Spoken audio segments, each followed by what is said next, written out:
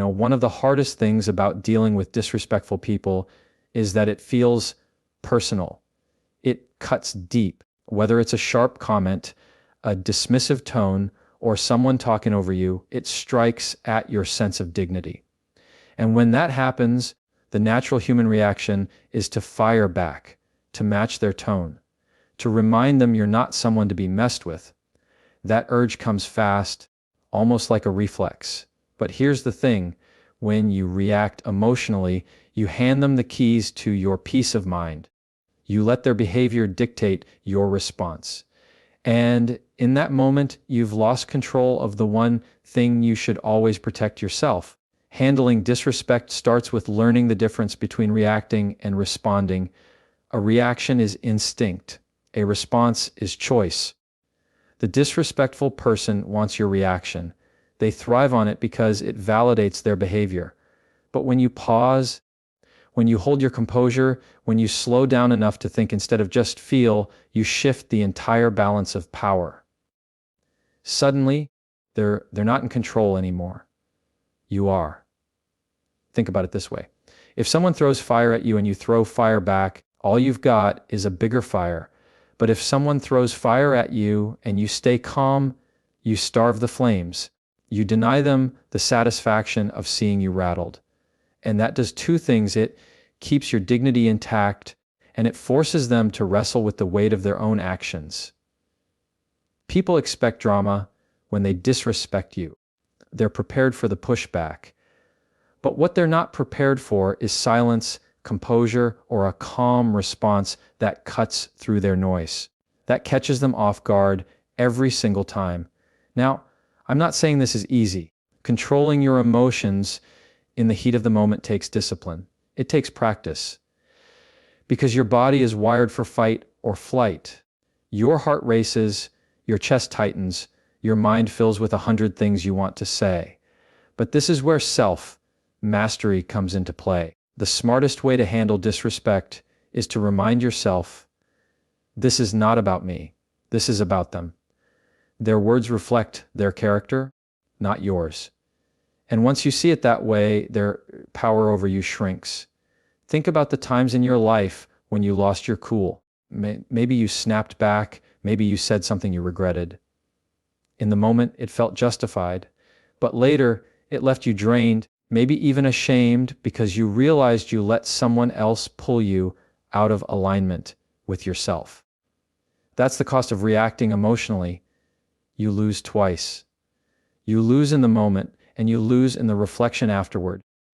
But when you respond intentionally, you win twice. You keep your self-respect in the moment, and you walk away later with peace, knowing you didn't let someone drag you down to their level. There's a kind of quiet strength in composure. It doesn't yell.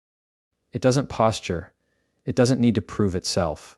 Composure says, I see what you're doing, but I refuse to give you control over me. And that is far more powerful than any comeback you could throw at them. Because comebacks might sting for a second, but composure lasts.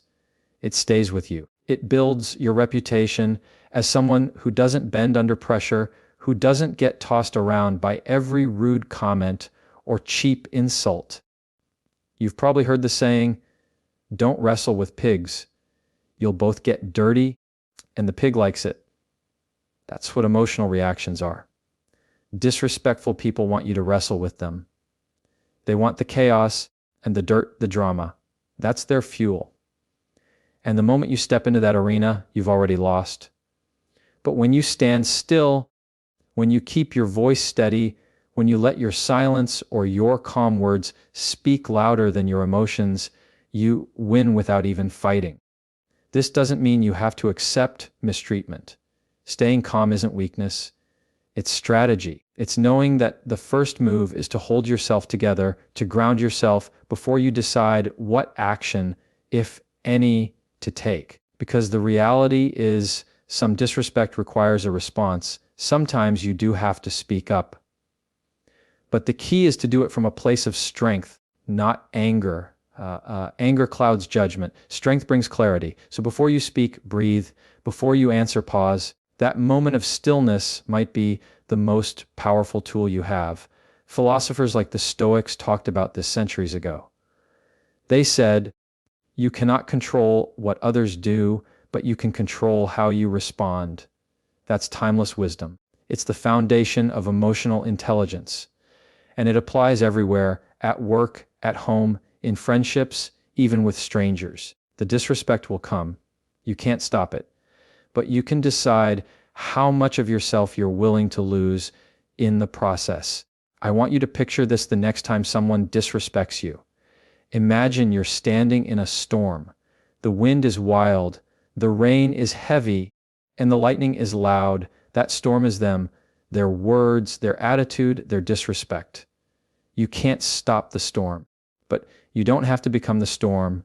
You can be the calm center, the stillness that refuses to be shaken, because storms always pass. And when it's over, the one who stayed grounded is the one who walks away with their peace intact. So the question isn't, how do I make them stop disrespecting me? The real question is, how do I make sure I don't disrespect myself in the process? Because every time you lose control, you sacrifice a piece of your self-respect. But every time you hold your composure, you build it. You strengthen it. And over time, that strength becomes unshakable. At the end of the day, the smartest way to handle disrespectful people is to refuse to let them rewrite your story. You are the author of your response. You decide whether their words become fuel for anger or a reminder of your own discipline. And when you choose discipline, when you choose calm over chaos, you not only protect yourself, you set a standard for how others should treat you. So the next time disrespect comes your way, don't take the bait. Don't hand over your peace. Take a breath, stand tall, and remember, a calm response is the loudest message you can send, because real strength isn't in how loud you can shout back. It's in how deeply you can stay rooted when the world tries to shake you. When it comes to dealing with disrespect, staying calm is only half the battle. The other half is knowing where to draw the line. Because if you don't set boundaries, people will keep testing you. They'll keep pushing, and before long, you'll find yourself accepting behavior you never should have tolerated in the first place. Boundaries aren't about building walls to shut people out. They're about drawing a line in the sand that says, this is who I am. This is what I stand for. And this is what I will not allow. And here's the truth. If you don't set that line, someone else will set it for you. And usually, it won't be in your favor. Disrespectful people don't wake up one morning and suddenly become respectful. If they've learned that you'll put up with their tone, their sarcasm, or their dismissiveness, they'll keep serving it to you. Why? Because there's no consequence. And in relationships, whether personal or professional, people rise or sink to the standard you set. But here's where most people get it wrong. They confuse boundaries with aggression. They think setting a boundary means shouting, slamming doors, or delivering some dramatic speech about how much you won't tolerate. That's not strength. That's noise. Real boundaries are calm, consistent, and unapologetic. It's saying, without raising your voice, I don't accept being spoken to like that. It's choosing not to engage in conversations where you're belittled. It's walking away when respect isn't given. Boundaries aren't about punishing someone else. They're about protecting yourself. The reason boundaries feel uncomfortable is because we're afraid of what will happen if we enforce them. What if they get angry? What if they leave? What if they think I'm overreacting? And underneath those fears is a deeper one, the fear of losing connection. Humans crave acceptance. We're wired for it. That's why we let disrespect slide sometimes, because calling it out feels like we're risking rejection. But here's the paradox. Every time you let someone cross your boundaries, you're rejecting yourself. You're abandoning your own worth in order to keep someone else comfortable. And that kind of trade-off never ends well. So let's look at this from a psychological angle. Disrespect isn't just about words or actions. It's about patterns. When someone disrespects you once, that's an event. When they do it repeatedly, that's a pattern. And patterns only change when you change the rules of engagement. Boundaries are the rules. They're the unspoken contract that says, if you want access to me, my time, my energy, my presence, this is the standard you have to meet. And if they can't meet it, that's not your loss. That's their limitation. But here's something important.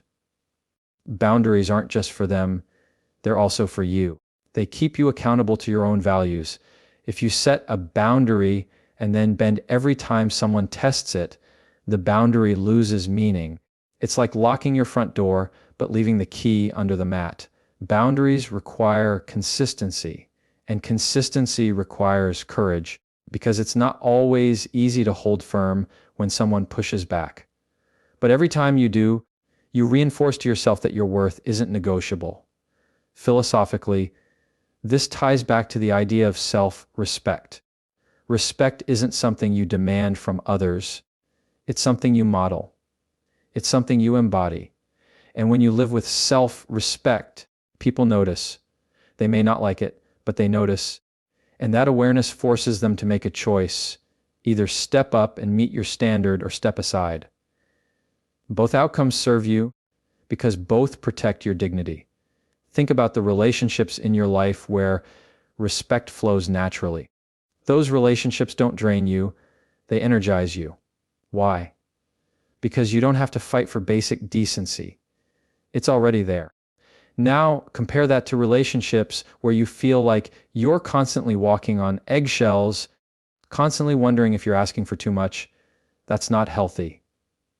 That's not respect. That's survival. And if you're stuck in survival mode with someone, boundaries are your way out. Sometimes the boundary is verbal.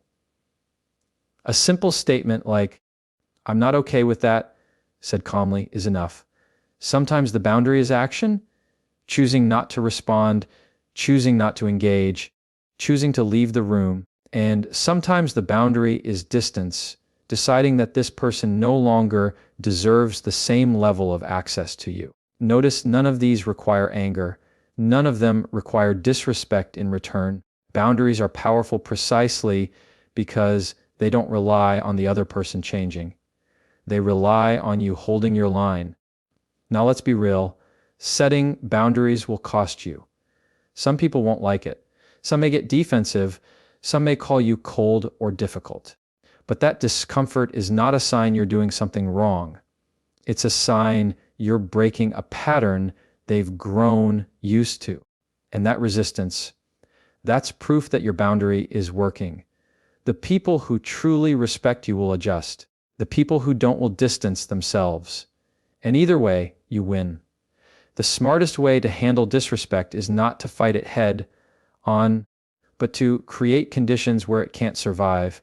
And those conditions are created by the boundaries you set. Boundaries say, I don't have to control you. I only have to control what I